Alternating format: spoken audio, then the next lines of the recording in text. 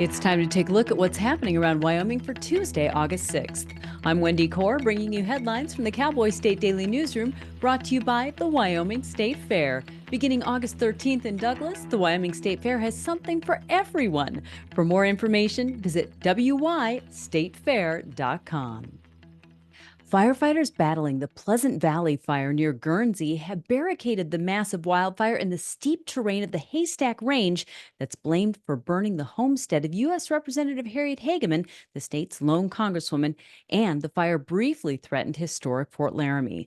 Meanwhile, Cowboy State Daily's Pat Mayo visited Hartville, which was right in the path of the inferno. He said many residents were concerned that the wildfire would leave them with nothing. One dude I talked to named Clay, he literally hopped in his truck, left his wife and daughter behind at the fair, and he drove up here like 85, 90 miles per hour from Wheatland. He grabbed his wife's multi-generational saddle that she's had for years and grabbed birth documents and clothing and stuff like that, threw him in the back of the truck and got the heck out of Dodge. In addition to the Pleasant Valley fire, the Clearwater fire has been burning in the steep Shoshone National Forest about 11 miles west of Wapiti between Cody and Yellowstone National Park. Cowboy State Daily's Jackie Dorothy has the latest on that fire. Because it is close to the east gate of Yellowstone, right there in Cody, right outside of Wapiti. There are no slurry bombers or retardant being dropped because it was explained to me that retardant will only get the crowns of the trees, and this is a ground fire. So it is mostly being fought by firefighters on the ground, creating fire lines, putting up sprinklers, trying to save both the highway and the structures in the area. Additionally, two separate wildfires in the northeastern part of Wyoming have grown to about 24,000 acres combined, stretching resources in that part of the state as well.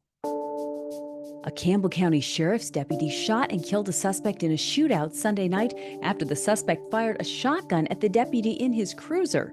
The deputy wasn't hurt, Campbell County Sheriff Scott Matheny told Cowboy State Daily's Claire McFarland, but the suspect was killed when the deputy returned fire. It was a domestic call, and he said that he knew the woman had been punched in the face. She'd been on the phone with dispatch. She'd been trying to get out of the house. She was still on the phone with dispatch when she said, "Oh, he's fired a warning shot," or something to that effect. Little did she know that that was actually the shot that passed the windshield of that cruiser. Campbell County Coroner Paul Wallem declined to identify the suspect, a 55-year-old man, pending notification of his next of kin. Senate President Ogden Driscoll has made a formal complaint with the Secretary of State's office over a $25,000 donation the Crook County Republican Party, his own county, made to the Wyoming Freedom Political Action Committee. That's the campaign arm of the farther-right group of Republican state legislators known as the Wyoming Freedom Caucus. Cowboy State Daily's Leah Wolfson reports that Driscoll is asking that the complaint be immediately forwarded to Attorney General Bridget Hill because he believes that Secretary of State Chuck Gray has a conflict of interest on the issue. He actually requested that the complaint be forwarded on to the Wyoming Attorney General's office because the wife of the chief general counsel of the Secretary of State's office is the director of the Freedom Caucus, the Wyoming State Director. So Driscoll made a point to request that this be moved on. In response, Secretary of State Chuck Gray said that Driscoll's claims were false and defamatory, but he did end up forwarding the complaint on to the Attorney General's office just to avoid any optics of impropriety.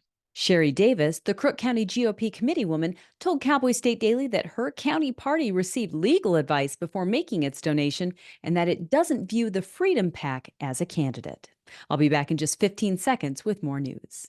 In southwest Wyoming, wide open space is waiting. This is how we explore it. In Rock Springs and Green River, Wyoming. Plan your adventure at explorewy.com. A video taken by an avid hiker from Lander appears to show two rattlesnakes dancing together as their bodies wind together in a nearly vertical position, then tumble to the ground. It turns out that what Susanna Bletner caught on video in the Sinks Canyon area wasn't snakes grooving or engaged in a courtship ritual. Outdoors reporter Mark Hines says she actually caught a rare sight of two male western diamondback rattlers battling to see which one could lay claim to the territory. male rattlesnakes, when they're trying to claim territory, will do this thing where they get up, they stretch all the way up to where they're like standing, and they entangle with each other and knock each other over and basically wrestle.